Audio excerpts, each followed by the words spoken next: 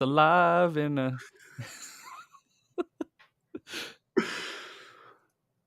Morgan. It is Friday, and I heard there's this thing going on called the B2B Power Hour. Have you heard of it? I don't know. This is like my first time really hearing of this thing, but yeah, apparently it happens every Friday at this time. Who knew? Is that what happens when you get stuck between that and a brick wall? Uh, yes, welcome everyone. This is a new background I'm deploying in a new space. Hello, everybody. Thank you for being here. Happy Friday, Nick. It was Thanksgiving yesterday here in the States. So I hope everybody who celebrated Thanksgiving yesterday had a lovely time. I certainly did. Canadian Thanksgiving's earlier in the year. Yeah, like I think it was 4 to 6 weeks ago. Oh wow. Okay. Weird. Maybe it's because we just have more to be thankful for. I don't know. Oh, Maybe or that's is gonna it be the question less? of the I don't day. I don't know. Well, your Thanksgiving also is now makes today Black Friday. So what are It's people true. really thankful? No, just kidding. They're very thankful for the deals that you get this morning. Ooh. Uh-huh. Uh-huh. Well, if you're here, drop a hi in chat. We'd love to say hi to you. And Nick, do we have a question of the day? You know what? I was thinking about making a silly one, but Mm-hmm. you know what? In the spirit of being thankful and Oh, appreciating yes. life, what is the one thing that you are the most thankful for? In the spirit of Hmm. Thanksgiving. What's that one thing? We'd love to know. Drop it in chat. Um, what is the one thing like yeah, what's the top thing I'm thankful for right now? I mean the show. I thought you were We've gonna been say your able new to office. no, we've been able to do a lot out of this show. I've been feeling pretty grateful for that this year, and thankful for by extension everybody here who comes and shows up and says hi and drops comments and listens in and um, drops chats and questions and all the rest of it. So very thankful for what we've been able to do because of this show, Nick. You know what? What I am the most thankful for is your guys' DMs. He gets a lot of them. But it but it's not even just a lot, it's just people are so raw and real when they message me, either telling me about they need when they asking for help or they're telling me about how they're winning. And I know I don't talk about it too much, but it really makes my day to go and see all of you guys succeed and that you trust us enough to go and share it with us. And that means the world to us. That's Well, at awesome. least to me, I'm not going to speak for Morgan, but Miriam says family, love it. Ash on YouTube says health and a great team. Love all those mm. things. Definitely grateful for health as well. Riley says he Riley. is the one that DMs. I will give True. Riley credit. Not only does he DM me, but he shares the show like crazy, and he's even Mm. got family coming now. So like we're talking about the real all-star here. The real all-star. Thank you. Yes. Well, I thought it was appropriate for today because we have a few shows through the end of the year, and we're going to be taking a couple of weeks off near the end of the year. So I know what I wasn't breaks. notified. This Man, is our your idea, boss is Nick. just I know you can razz me, but it was your idea. Um, so we're going to knock out some amazing, amazing topics over the next few weeks as we head into December. And today, after Thanksgiving, in the heights of Black Friday shopping, we wanted to talk about old school sales and how old school things sales. are changing as we come into the new year. And this is from our own observations, our own clients, our own work with people, also our many conversations with all of you who come to the show and many, many executives who we interact with out on LinkedIn, as we've been thinking about what needs to change and what is going to change, whether or not you like it, as we come into the new year. You know what it makes me think of? Yeah. So we got these cool like new wearables that do a whole bunch of Yes. really neat things, right? So when I started selling, we didn't have any of those cool tech. So what did I get taught to do? I didn't get taught to do much, but that's besides the point. It was What did throwing you against the wall figure and see out what to do? sticks. But it was vertical. Pick your vertical. Go and look at head count. Prioritize the biggest deals, and start dialing and try to win on the phone. Mhm. But what changed? And I think this is one of the most interesting pieces is for some reason the most junior people are now calling the most senior people and trying to go and book meetings. That I don't get. But the other one is we have things like wearables that can send signals back to something so you can actually see signs and symptoms of pain without having to have a conversation. So my question would be, why are we trying to win on the phone when it's been shown that people don't want to talk to you unless you have a reason to reach out other than something selfishly that we want. I love the wearables analogy because it's like we are awash in data, and it's not just wearables. It's what LinkedIn can tell you. It's what SEMrush can tell you. It's what all of your intent platforms can tell you. Like we are just awash in all of these data points, and yet our prospecting strategies have not changed that much. Nope, they look identical. Yeah, because when you Nothing. started in enterprise sale or when you started in sales, it wasn't enterprise sales, but do you think that prospecting is that much different today? No, and even when my first intro to enterprise sales, when I had like the tiniest little bit of training, they throw you into a room for 2 or 3 days, ambush you with information, you walk out with maybe 10% that you remember and nothing changes, and woo, check a box. But Yay. yeah, but they always told us you got to go for power fast. That is the goal. Well, back then, nobody was calling leadership as much. They weren't getting as much email. Email is relatively new when you think about it. And so somebody reaching out, they would take that call. But as things got cheaper, especially SaaS and cloud, Mm. anybody could create a product, right? So what happened? The amount of competition just exploded. You ever tried to buy shoes lately? It's No, it's no, insane. like, but seriously, have you tried to go buy shoes like for anything lately? Yes. I went to Sport Check and I wanted to just go and buy new runners and some shoes for the gym, Mhm. and there was so many different choices that it was overwhelming. Well, if that's shoes, think of how an executive feels when we're calling them, trying to ask them about problems, and there's 17 different choices, and your main message is we're the best. We're the number one. G2 said. So what? Who cares? There's a lot of number ones.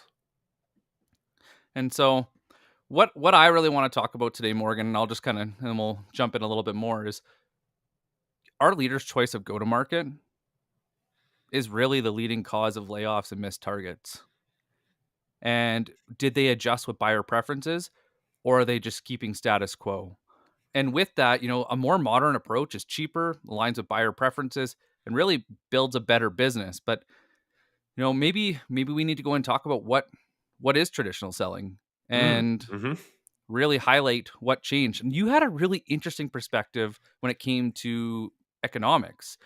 which is so ironic that that almost never comes up in sales. It's like, well, how much are you selling? Not did we actually sell anything that was worth selling at all? Right. Well, and it's funny to even start here as you were talking about more choices because I remember back in 2011, 2010, I think I built my first email automation sequence with MailChimp, ActiveCampaign. It was so new and it was in B2C. It had not really hit B2B yet. I was doing B2C work and it was revolutionary because you would get 40 to 70% open rates on like follow-on emails, crazy 40 to click-throughs. 70 on an automation Yeah, back because it then. was Holy it was crap. so new. It was amazing. And not just on e-commerce, but even like little shops and stores. It doesn't even have to be like big e-commerce. And I think we've been sort of caught in this mythos that just more is better, basically. That let's just automate more, let's automate more calls, more emails, etc. And I think it essentially comes back to the economic models that companies have pursued since I would say since the pandemic started. And that was because money was cheap. I mean, The federal funds prime rate was near 0%, which means if you think of like a domino effect, it means like how much money is flooding into private markets because they can't get safe bets that earn any money, right? Because the safest bet is a government bond. And if the government bond gets you 0.5% over 3 years, you're going to look elsewhere for a return on your investment. So all this cheap money floods into the system. And so they go and raise rounds and you get these unicorns that, frankly, have billion-plus-dollar valuations without nothing behind it or hardly any profitable business model, basically raising money to scale. And we see this in like project management softwares, even like Monday, Asana, ClickUp. Some of them are public, some of them are still privately held, but they go through all of the alphabet soup of raising money. Why? Well, because they're burning a lot of money, right? So they need more money to fill in The the pothole the they the created by trying to pothole that sell. correct, that they were incapable of selling basically. And sure, is this true in every company in every industry? No. Does it seem hyper localized in SaaS companies? Yes. And tech at large, which is why there's been a lot of layoffs and tech shakeups and all the rest of it. And ultimately, what that means is if you have a big pile of money sitting around as a company, or you have access to a big pile of money laying around ready for it to be invested from some venture capital firm, you are going to make decisions around your go to market that maybe are not as disciplined as you would be if you couldn't raise any money at all. And what's happening right now, I think, and what I see is that the discipline has been reintroduced to the system forcibly in many ways. Because as interest rates have climbed back up, all the money gets vacuumed back up into bonds. Do you like that noise effect? Gets sucked back into bonds Gonna as turn down my as volume now? No, I'm yeah. just kidding. And then there's less money in the venture firms. There's less money in private markets to invest. So it's harder to raise your next round. It's harder to borrow money at a cheap rate. And now I think companies are coming to terms with, why do we need 30 different project managers? Why do we need 100 different sellers? Right? Like all of these staffing decisions are sort of fueled by this idea that scale is easy and cheap. And now scale is hard and expensive. So we that macroeconomic shift, I think, is changing a lot, not just how buyers buy, which is the majority of the conversation that happens on LinkedIn. Oh gosh, the economy is changing. They're more cost sensitive, they're more price sensitive. I don't think they're actually that much more price sensitive than they were 6 to 8 months ago. I It's got just numbers on different that. environment. Go for it, Nick. He's got some hard data. So I did a whole bunch of research for this because it got really interesting and I didn't want to lean on dogmatism like everyone else. I wanted to actually have facts instead of just calling my opinions facts. So over 30% of salespeople say that budget is the number one reason that deals fall apart. Guess what number two is? Priority? So yeah, I would say yes, and it's timing, Timing. Okay, yeah. followed by decision making, 18%, value, 12%, and connection, 12%. So Interesting. is that like the old challenger thing of like Right. the connection being what fourth or fifth? So Mhm. relationship sellers beware. Yeah. But the thing that came going back to your money conversation that I found really interesting, sales leaders believe that only 50% of the clients they speak with that are on the list for whatever generic reason are actually a good fit for their product or service. 50-50. So they're saying the list that they're producing, on average, only 50% of the people are worth talking to. How many hours did it take to find that out? No And that's not, kidding. and I wouldn't necessarily put that on the salespeople, Mm-mm. especially if you're No, junior. How would you know? you don't. And sorry, you were saying how many years does it take for them to become profitable? Oh, sorry. Right. Never mind. But actually, this is an interesting challenge because we usually think about selling or basically buying as a budgetary issue when the macroeconomic climate shifts. But what's important to think about is how it changes your own company's dynamics. Because if in your own company you are dependent upon venture capital money or you are dependent upon an equity investment, that means your leadership is going to try and drive more profitability, more discipline on the bottom line inside your own organization. That leads to layoffs. That also leads to, in my opinion, extremely ambitious and likely unrealistic quotas as they try and get sellers to sell more and in order to boost that profitability. But Nick, you can't just pick up the phone and call more to land some more deals. Maybe think of Will Aiken's Tiki that came out this morning of like the savior. You're like, the sales manager coming in. Here, let me save you. Just make more calls. Yeah. But I think it back of being a road warrior. And Stephanie, I'm happy to go and share my sources in this page with you guys. But I was thinking about being a road warrior. And because I was 100% commission, of course they Mhm. weren't going to lay me off because I was stupid enough to take all the risk. But they also rewarded me better. And so I had to cover my costs. So I had to actually plan a route that was profitable Mm. sooner than later. And I also had to factor in like my cost of credit if I was putting on a credit card or whatever. So I went and actually was trying to find numbers for today. And pointclear.com said that digital meetings cost less. No shit. Between travel fees and meeting schedules and business between whew, between travel fees, meeting schedules, and business lunches, the average outside sales call costs $308 today. On the other hand, the average sales call for inside sales reps costs $50. I want to know what tech stack and what numbers factored in that $50. Was it just based on what their salary is and, OTE, or like how did they get to that $50? But you think about that.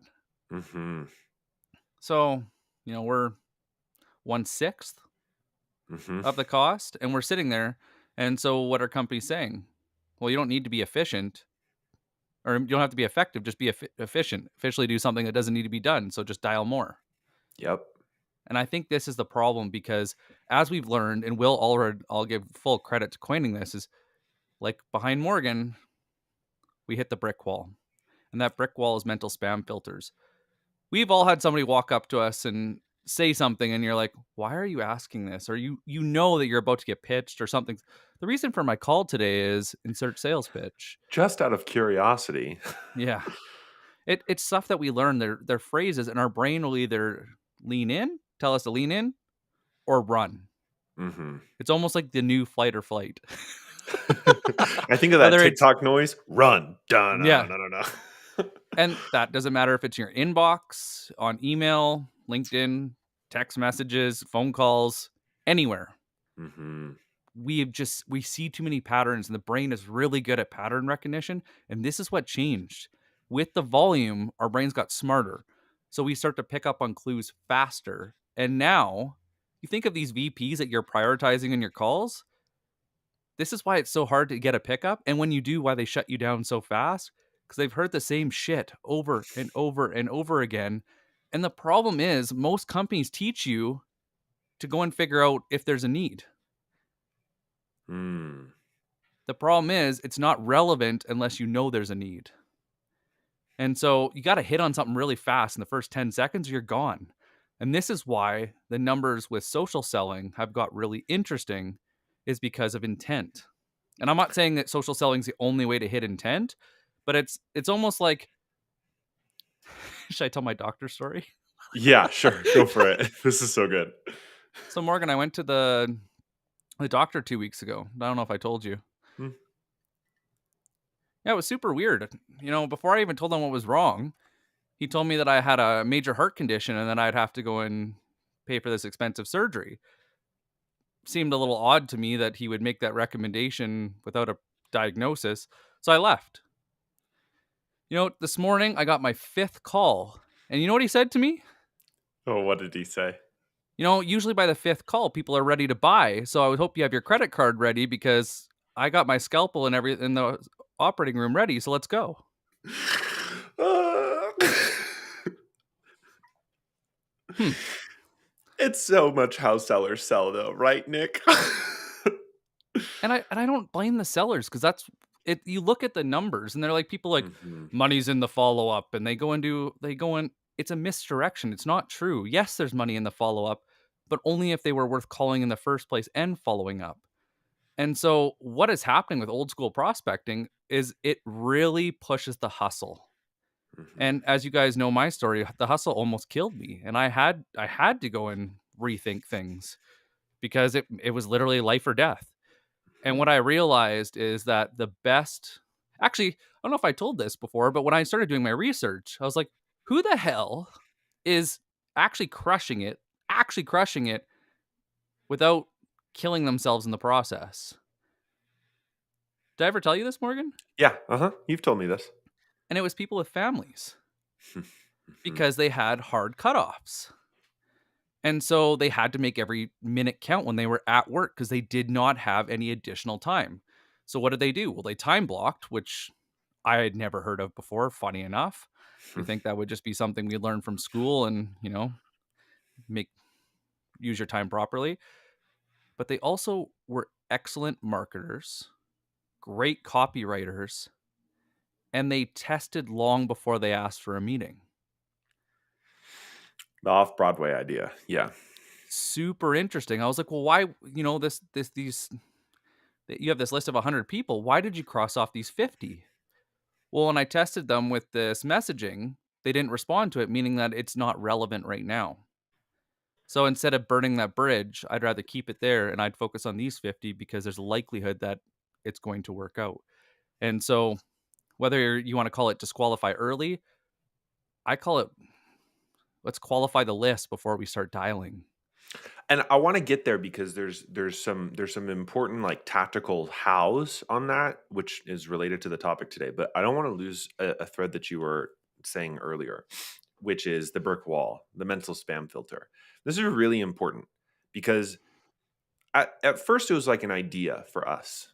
It was just something that we had seen a couple of times. We're like, hey, it seems if you think about it, if you just go back to like first principles reasoning and you think about there's only so many buyers in a market for a particular service. Okay. So let's say in your total market, there are 1,000 VPs who would ever say yes to whatever you have to sell. Could be a little larger, could be a little less. But then there are hundreds of companies trying to sell to those VPs. So the question is, do the VPs actually pay attention?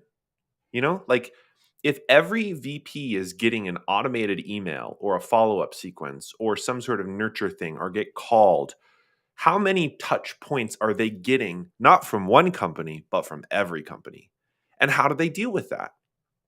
And the truth is, as we started to talk with more executives, not just VPs, these are CEOs, CXO people, also sometimes directors, also sometimes managers, they get so many touch points from all of these different companies begging for their attention that they just start to tune it out.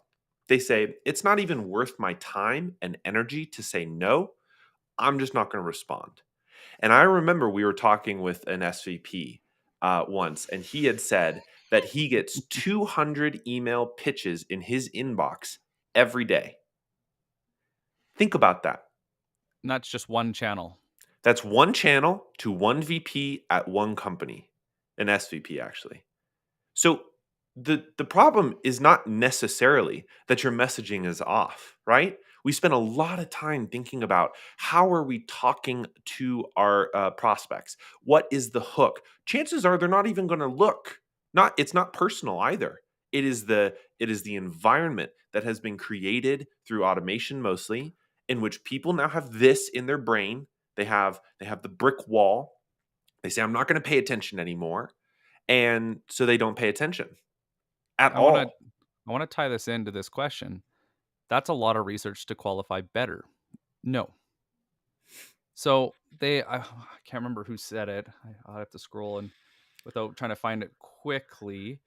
It was the top sell. Oh, Crunchbase. The top sellers spend an average of 6 hours every week researching their prospects. So the one thing that I've noticed that's been really interesting is when I started going through even just lists of 20 people, the 20 accounts that sellers were targeting, going back to that 50% couldn't buy, 50%, nobody actually looked at the serviceability. So one company in particular, I was trying to help an SDR that was really struggling, and they only integrate with Salesforce. Mm. just under 50% of their list were HubSpot. Oh no. And they'd been given this list 2 months ago, and they'd been calling it eagerly ever since. Mm. But this is what I mean, like, there's little things, if we reverse engineer is, even if they had the money, could they use it? Is the first question to ask yourself. Can time to value, if they how much change is required for them to see that value? Well, if it's changing their entire CRM, or if they're a Microsoft shop and you only work with Google, these are the little things, that serviceable market that you need to qualify first before they end up on your list, or else this is what adds to the mental spam filters. So it's little things, but even with in writing they call it a bifurcation, Hmm. that you divide people. So if you're talking about content and you're putting it out in the world and you keep talking about Google, Google, Google, or HubSpot, HubSpot, HubSpot, people that are using that will come to you, Hmm. especially if it's getting in their way of doing what they want to do. But it's these little things. And you talk about a lot of research, it doesn't take a lot. What what is a hard thing to do is do a win-loss analysis over the last year, take the 5 biggest that you won, 5 fastest that you won, and the most recent 5 that you lost, and map it back. What was the same? What function typically did you lead with? What seniority level was the champion? What title did they have? Bifurcation. I think Uh, it's BI. F. Bifurcation. Yeah, it's very close to that. Yeah. Yep. Bifurcation. Very close, that you bugger. I think there's an extra I in there, but anyways, Maybe, it I don't doesn't. know. Yeah, it doesn't matter. Anyways, but it honestly, it's little things. If you go and just make sure they can buy, honestly, you'll be twice as effective, because that's what we're seeing, is that 50% of the people couldn't buy if they wanted to, and that's it. And the compound note on this, Nick, which you taught me a lot, and what I think about now more than anything, is Uh-oh. Do I need what? earmuffs for this? No, I know it's a dangerous thing, but what's the problem that you actually solve, Yeah, is it and worth solving? is it worth solving? Because the thing is, and we see this a lot with sellers. We see this a lot in sales training. You get to know about all the cool things that your product does. And probably, I hope you got some training about your ICPs and ideal client personas. And those sometimes they're called, they have all different kinds of titles in different sales orgs. Sometimes you get trained on who your economic buyers are and who your champions are, and maybe the right kinds of people that you tend to talk to, or the people who are likely to sign off on a deal. I hope that you got that training. And if you don't, then you need to talk to somebody in your company, because that's goodness. But the thing that knowing a lot Companies about get your trained on product, that? I know. The thing that a lot of companies don't train on is the actual problems that you solve. And what I've Yeah, those learned to think about, the things that I've learned about problems is that they aren't actually like, oh gosh, I can't accelerate my pipeline. Okay. Nobody, if this is the parrot test, which I had posted about the other day, nobody ever, I guarantee you, has banged down somebody's door screaming, God, I wish you could just help me accelerate my pipeline. Like, nobody actually goes out into the world and asks for that. There's a lot of marketing gobbledygook that focuses on that. Morgan, But you know what? It really bugs me when I open up my CRM or you know, my enablement platform, and I go to start dialing, and I just don't know where to start and who to call. Yeah, I got accounts, but who? When right. should I call them? What channel should I use? Like, I'm sitting there pulling my hair out and wondering if I'm gonna get fired tomorrow because I have this information and it means nothing to me. And so there are really two kinds of problems. There are problems that are related to workflows that people are experiencing, but they don't necessarily know how to solve. So that's exactly what Nick just said. I'm already doing X, but I think I can do X better, but I don't really know how to do X better, and I know it's kind of contributing to problems, but I'm not really sure how to do it. The naughtier, like KNO TTY, like a tree knot. I get in trouble for I saying naughtier. I was It's I was really wondering where you were going. I was like, "You do realize what platform we're on, right?" I don't know what. yeah. The more how about tricky? Is tricky better? The trickier kinds of problems are the kinds of problems that your buyers aren't aware that they're even having because they aren't necessary. They it's nothing to do with their existing workflow. It would be introducing something new, some new change management, or basically you have to manage the change, some new way of doing business, some new way of actually working inside their organization that's brand new. And just to be frank, a lot of SaaS products are in bucket two because the SaaS product is a cool idea that doesn't relate to anybody's existing problem. And so sellers have a hard time articulating to buyers why they need to solve this problem So because they the end up product selling into itself. bucket 3, which is bucket 3 is they're prestigious accounts that look great, and I want to sell to them.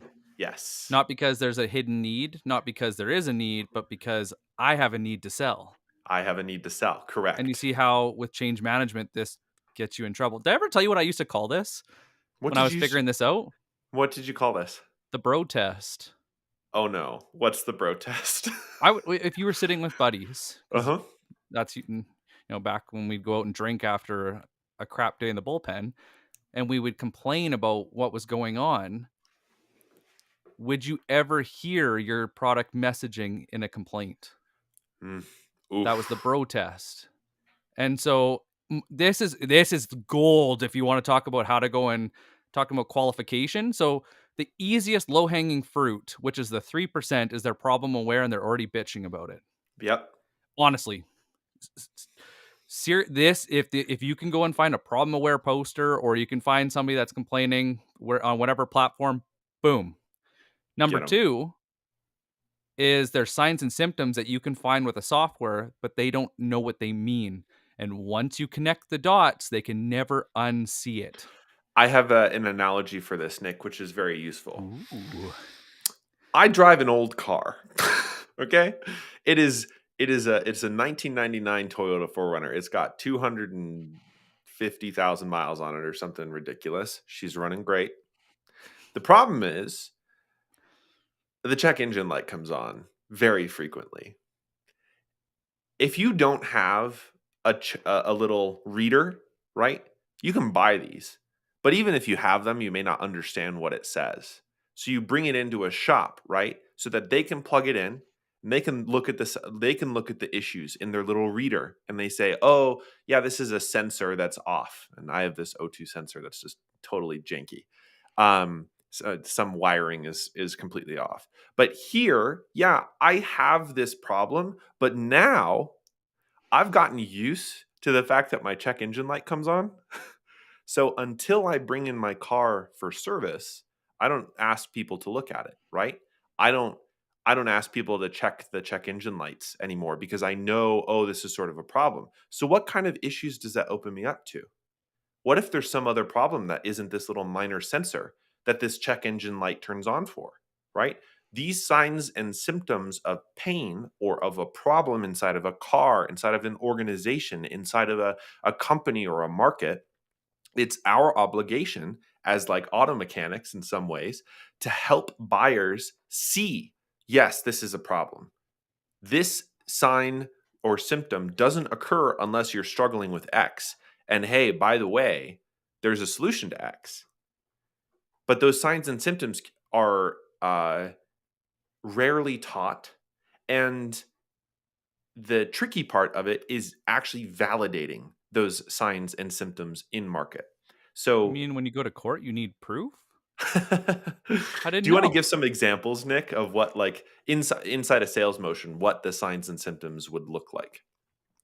So if I was on LinkedIn and I have let's say LinkedIn's an account that I'm working, Okay. and I see that they just did a bulk hire of SDRs.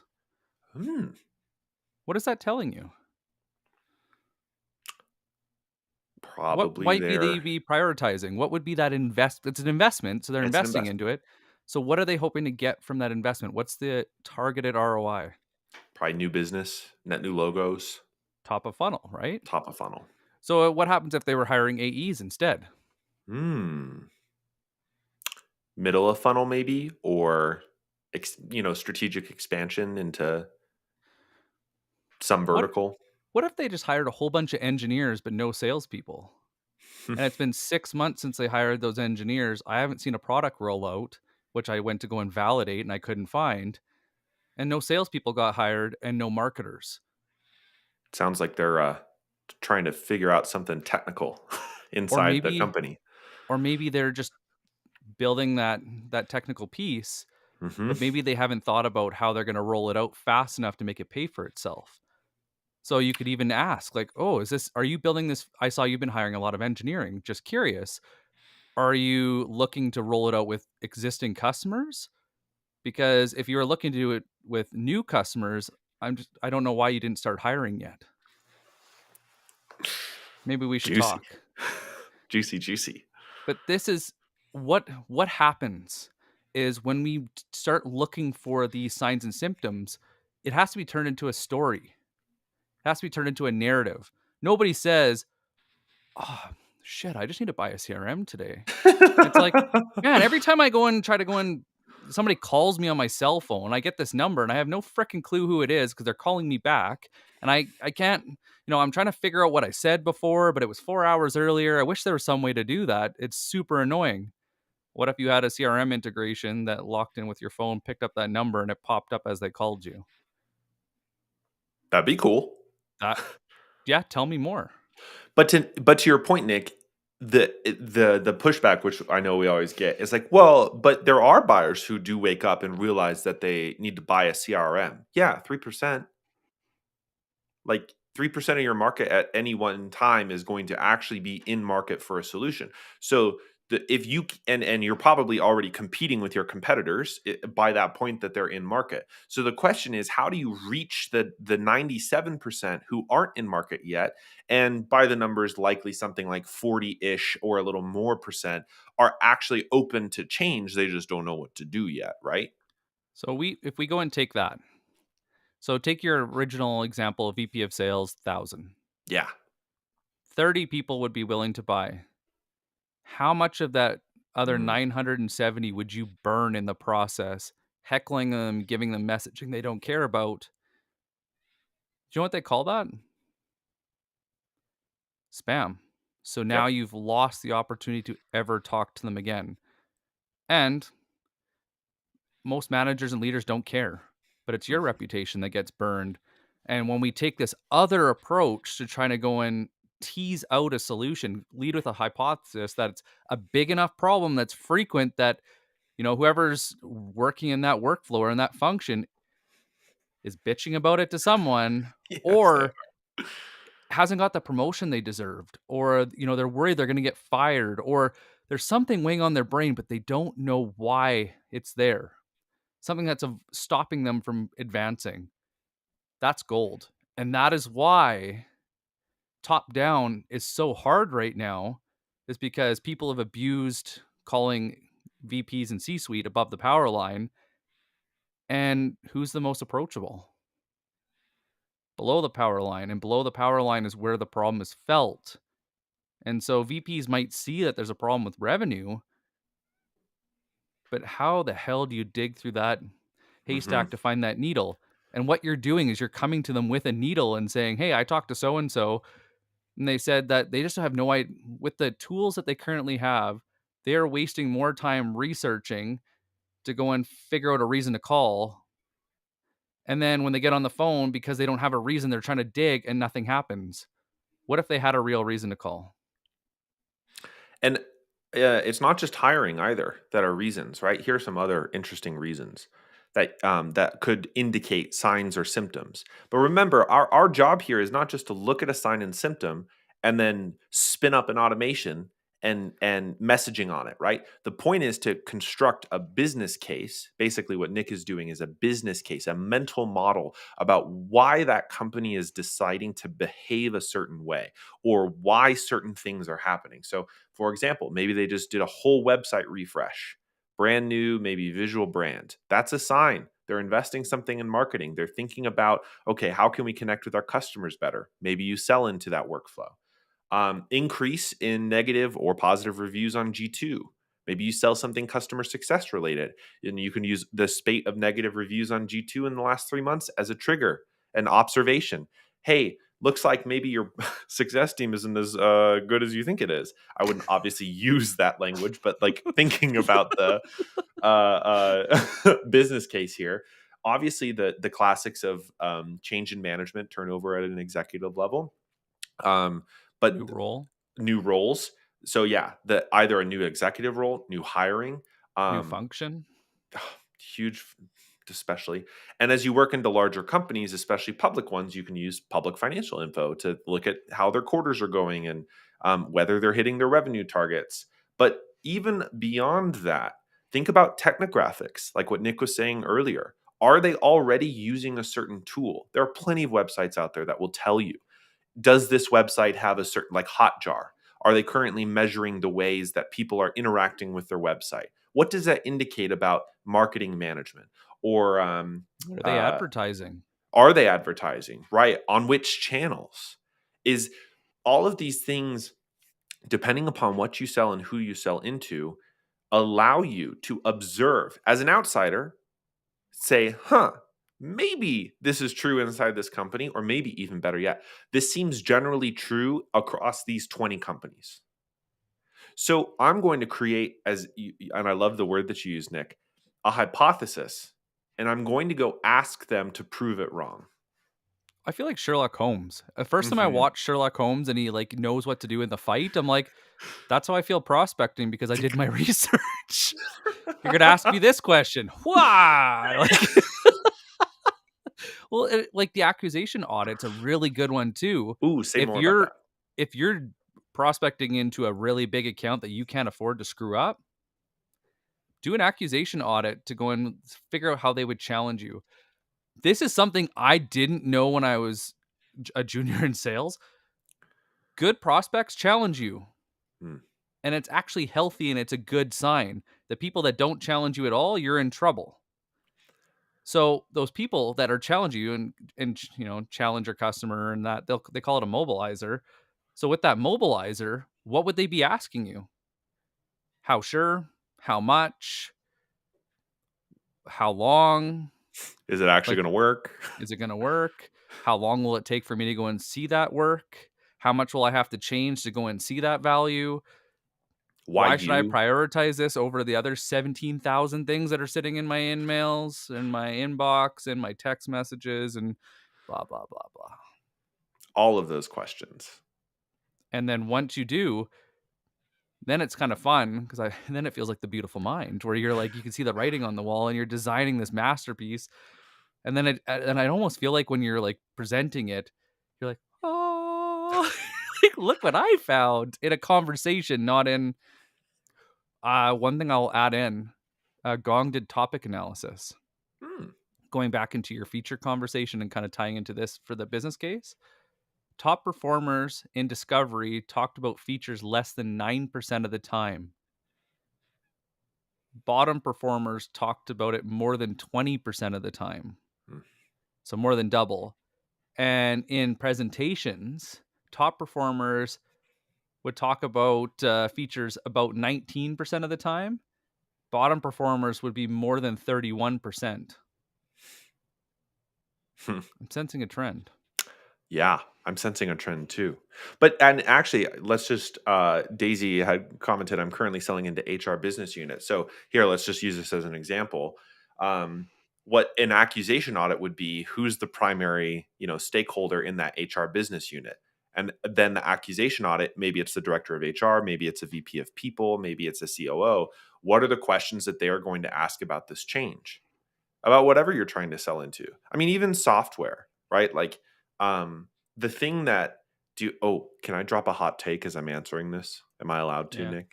That one was from zendesk.com on one of their reports, but I'll go in I'll do a post later today and I'll share all the resources in the comments. I'll pin it. Okay. Anyways, can I drop a hot, spicy take? No. Okay. Never mind. Sorry, Yeah, Daisy. go fire away.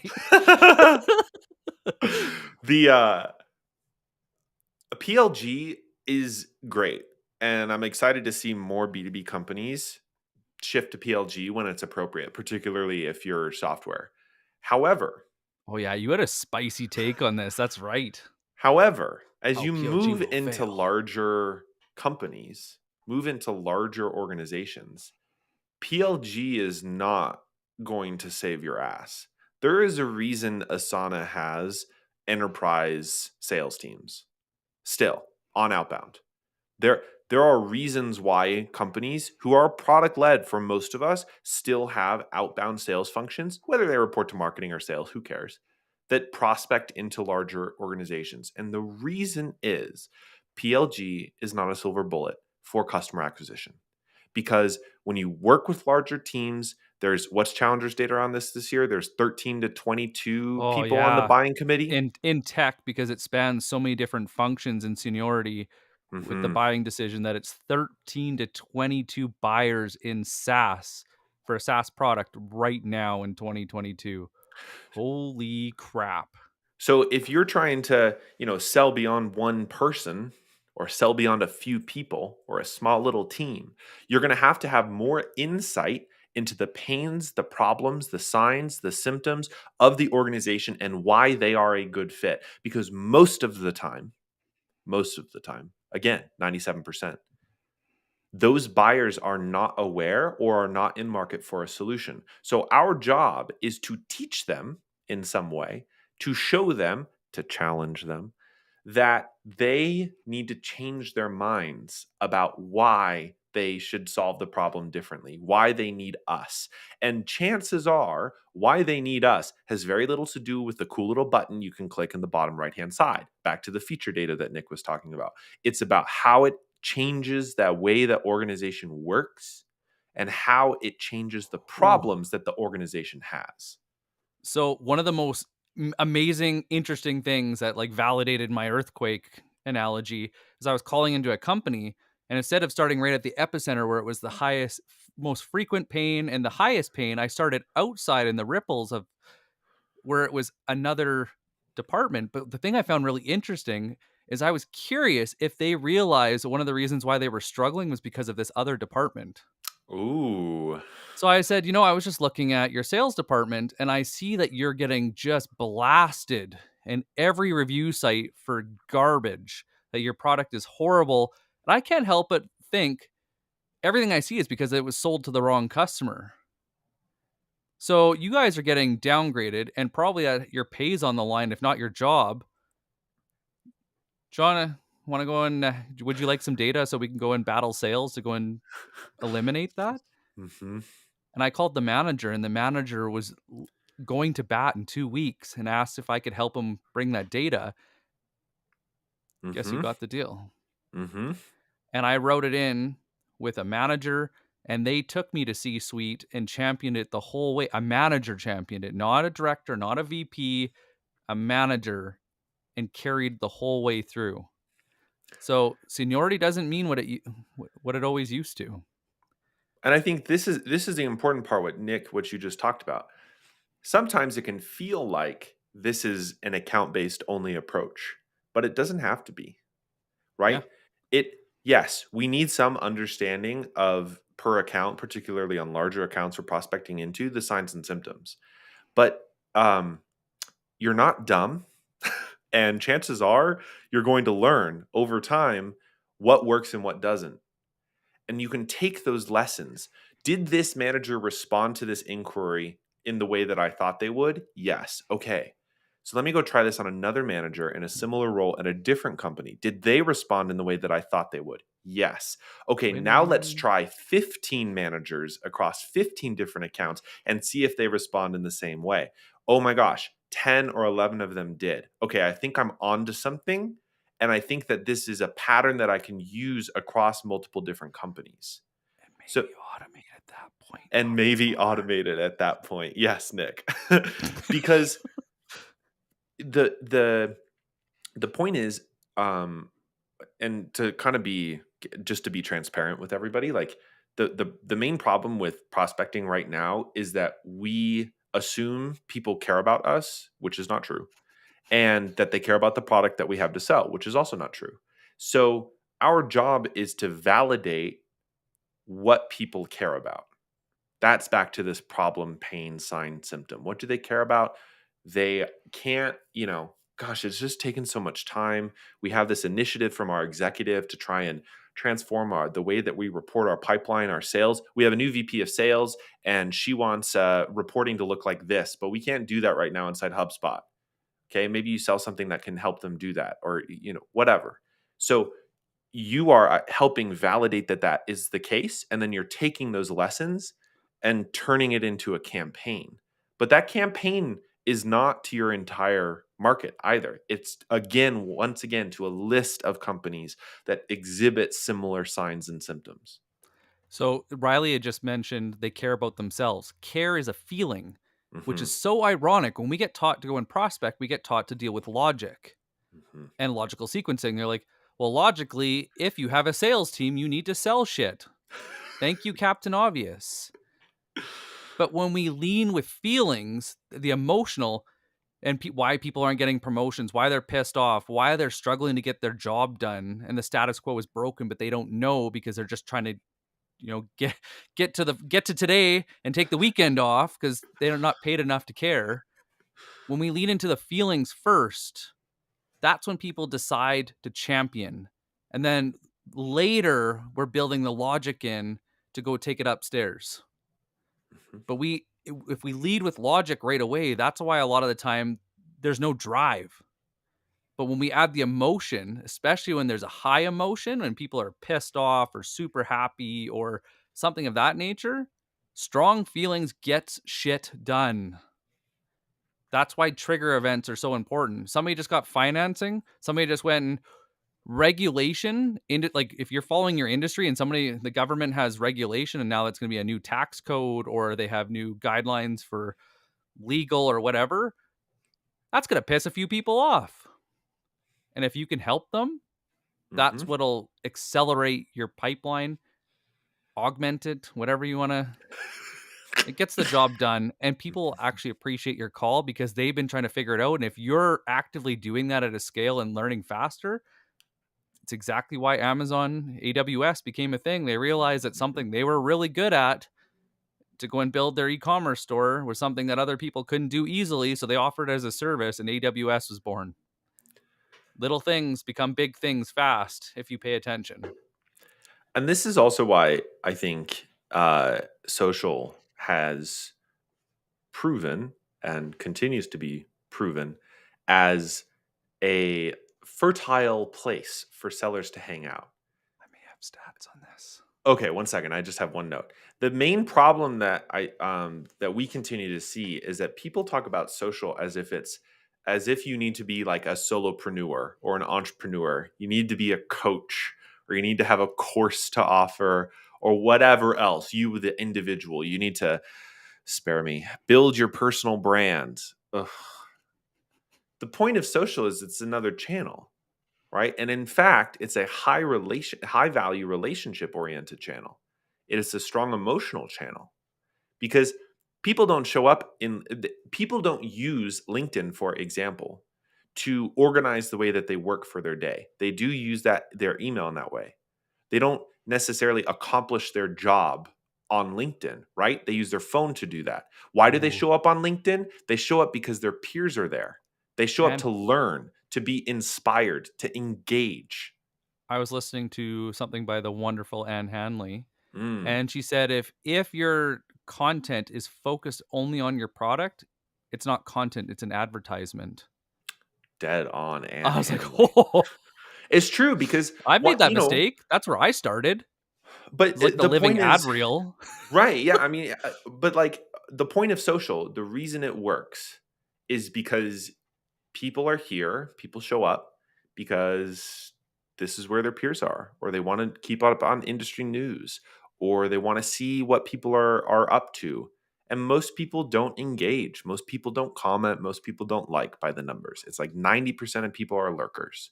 Uh, 9% are engagers. Only 1% actually post original content. We're posters, right? We create our own original content, but Was it's that actually poster or poser? Just maybe clarify. poster. But the value of this channel is that if you want an introduction to somebody inside of a company, and you don't have their phone number or their email, or you know they're probably not going to pay attention to that, or they don't know you yet, what an amazing opportunity. You have some I data though, Nick?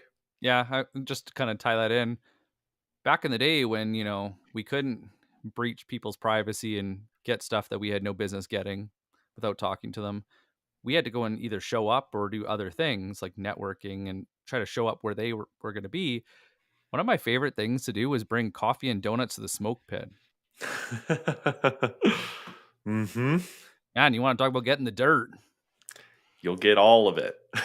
And And I don't know how many times people I've been walked into the office after taken directly to the VP's office, sat there and had an hour meeting after having a conversation, just listening to the different functions complain about what's going on, and boom. Mhm. And Natalie had commented 1%, that's it. Yeah. I mean, if you think about it, there's 142 million users of LinkedIn in North America. So 1% says there's 1.4 million content creators. That's a lot of people. That actually might be a little bit high, right? When you think about your feeds, how many names are you seeing? You're not seeing probably more, and also it's like algorithmically tailored, so there's some of that. But you're probably not seeing more than 500 names I'll in build a a lead news feed. list, and Yeah. you'll see how many people don't post on a regular Yeah. basis or Create a lead repost list. company advertising, and you're like, ugh. Ugh. Okay, Anyways. we're in the last couple minutes, so I'll go over my numbers.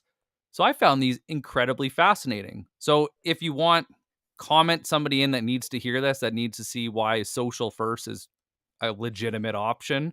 Mhm. Tag them in because then they'll get the timestamp. Okay. Social sellers are 66% more likely to reach quota than using traditional prospecting techniques.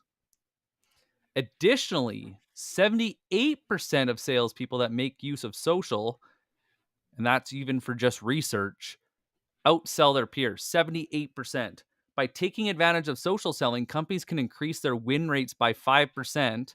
And that's okay. But this is the part that I love because it comes down to trust and credibility plus that change management because they've been following for a while. It actually increases their deal size by 35%. Wow. I would much rather work less deals and sell more.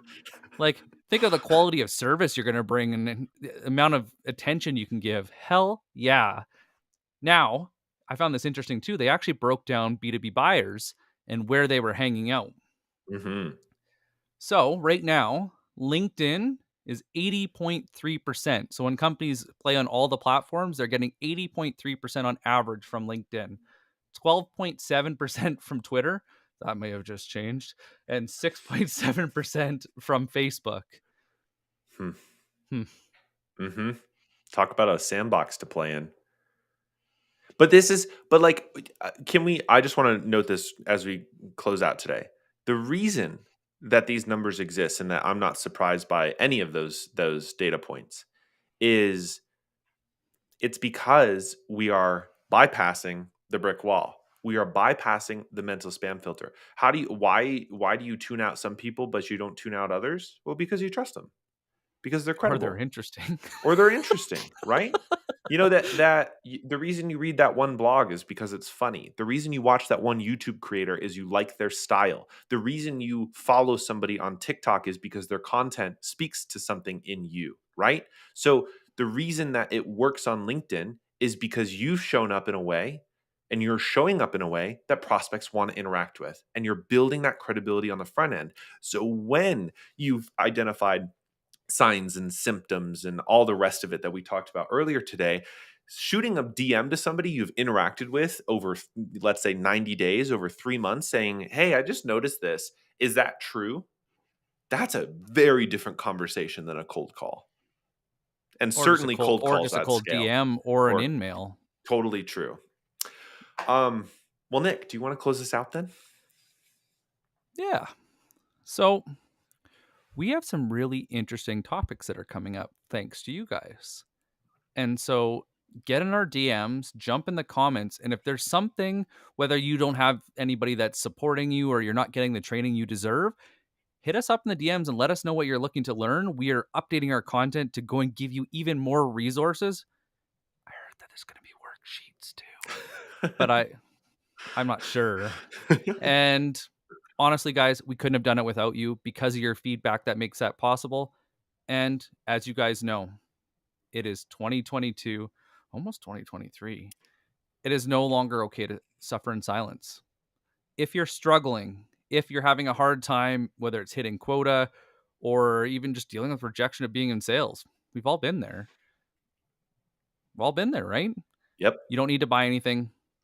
Get into our DM, shoot us a connection request, ask for help, and we will make sure that you get the resources you need so that you can enjoy this profession that we all love. Thank you so much for joining us today. It means the world. And if you want to tag a friend in that hasn't heard of us before, we can't wait to see you next week. Thanks, Thanks, guys. everybody. Bye.